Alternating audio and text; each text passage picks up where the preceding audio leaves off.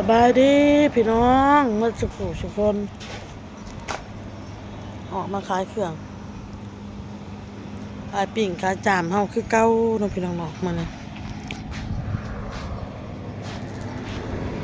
สนอกับขายด้วยพี่น้องเนาะเขายังเห็ดเก็บอยู่เพิ่งแต่สนอเป็นลงมาพี่น้องมาเป็นลากคนคลองแล้วลงมา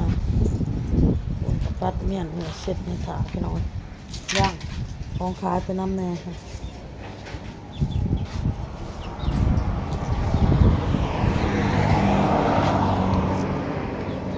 ขายเครื่องคือเก่าเด้อพี่น้องเอ้ย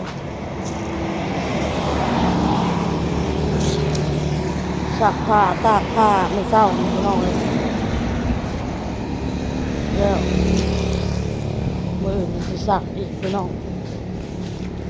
ออกมาขายเครื่องขายของคือเก่า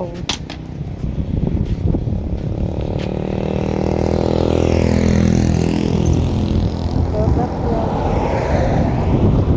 แป๊บเดียวสิมัน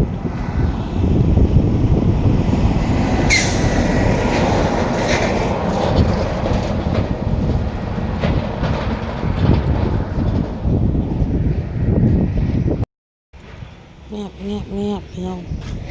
พอละแรงๆพอละเอาชิ้นย่างตัวนี้ก่อนพี่น้องย่างตัวฮอทดอกนี่ก่อนเนาะ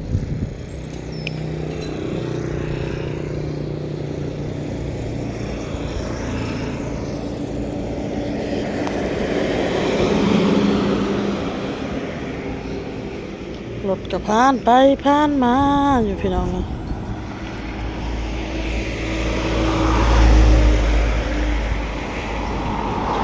ถ้าจะออโต้นอนพี่น้องเลยเขาออโต้บ่นอนเนี่ยให้ออกมานำเนี่ยไม่จีดออกมาเอาอีกใครแต่ว่าอ่นเอานอนกินน้ำมันซองเต้าแล้วก็รับพี่น้องเลยออโต้ก็ได้อันนี้บ่ให้เว้าแล้วอันนี้ออกมานำตลอดอันนี้พี่น้องเลยแตกเลยมันสุกแล้วพี่น้องเลยอันนี้สุกแล้วสุกแล้วสุกแล้วสุกแล้ว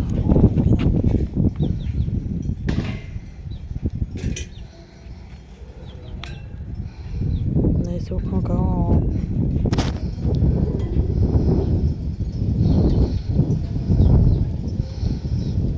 ว่านมันมีลูกซีนมันมีลูกซีน2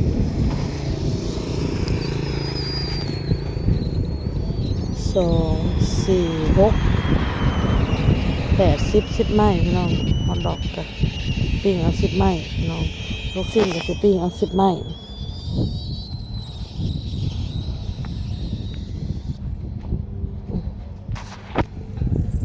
สุกแล้วพี่น้องลูกซีนนำ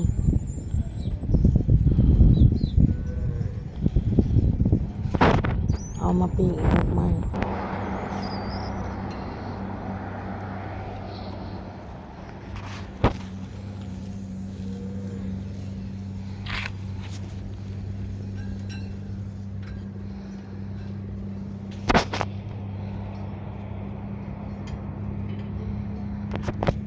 สุกแล้วฮอทดอก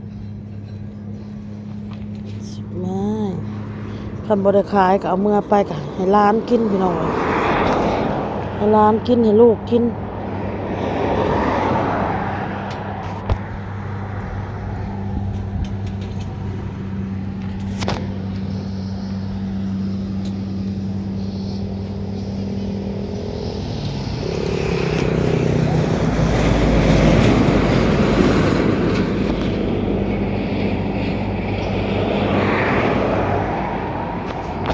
ปิ้งเท่าละหน่อยพี่น้อง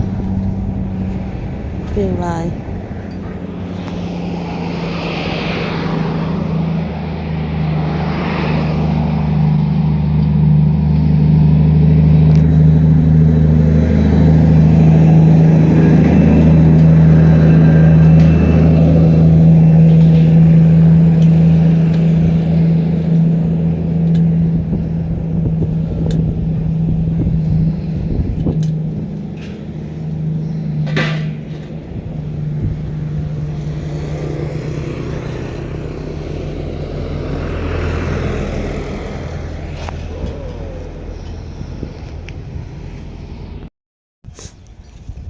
หลังจากย่างลูกสิ้นกลับมาฮอตดอกแล้วเขาก็มาย่างหัวใจพี่น้อยย่างหัวใจ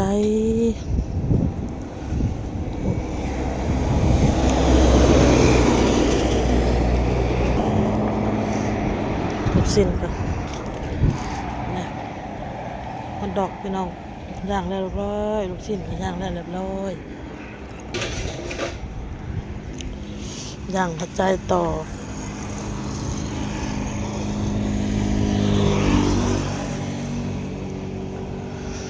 อ้นก็สิกินข้าวไปน้ำย่างไปน้ำพี่น้องบัดนี้เพราะว่าหิวข้าวพี่น้องเลยย่างปลาไว้เนาะแล้วก็เที่ยวลูกมาจอบมาเบิ่งเอาพี่น้องเลยเพราะว่าไฟมันก็อ่อนแล้วไฟมันบ่แห้งคอยย่างคอยค้างไปสบายดีอีกครั้งขอจะมากินข้าวพี่น้องหิวข้าว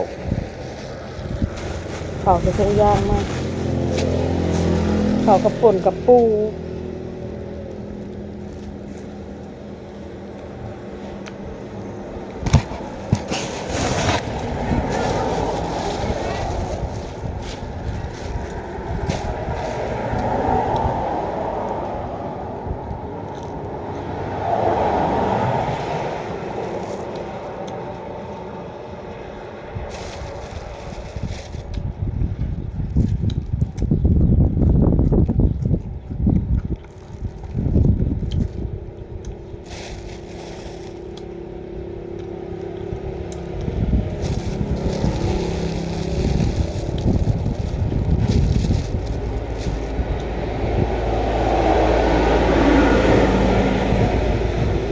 ข้าวกับป่นกับปูเด้อพี่น้องเด้อค่ะ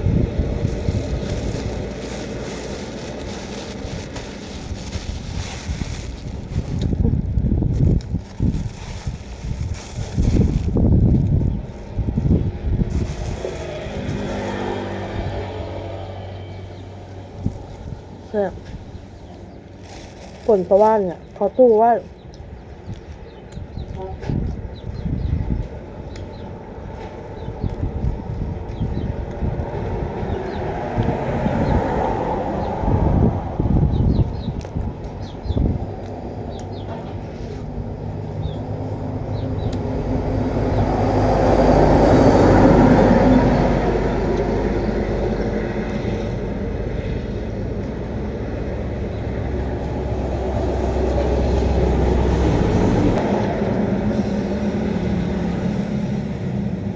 จะผิดเลยขึ้น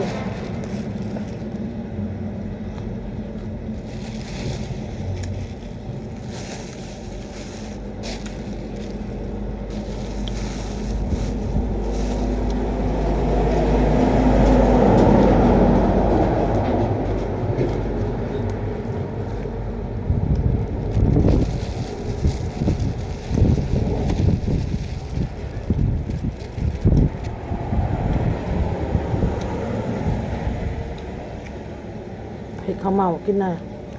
เผ็ดของหวานกินน้ำพี่น้อง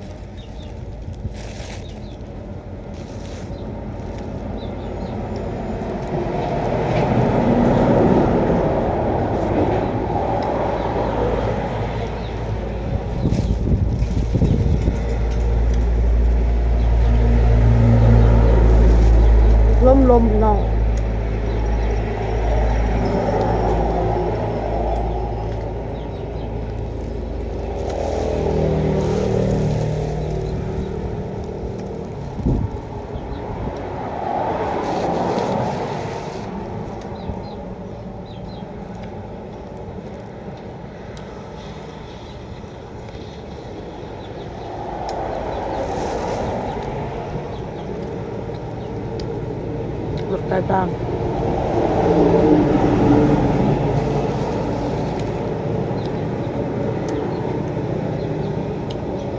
มาแล้วพี่น้องจิ้มเลยค่ะ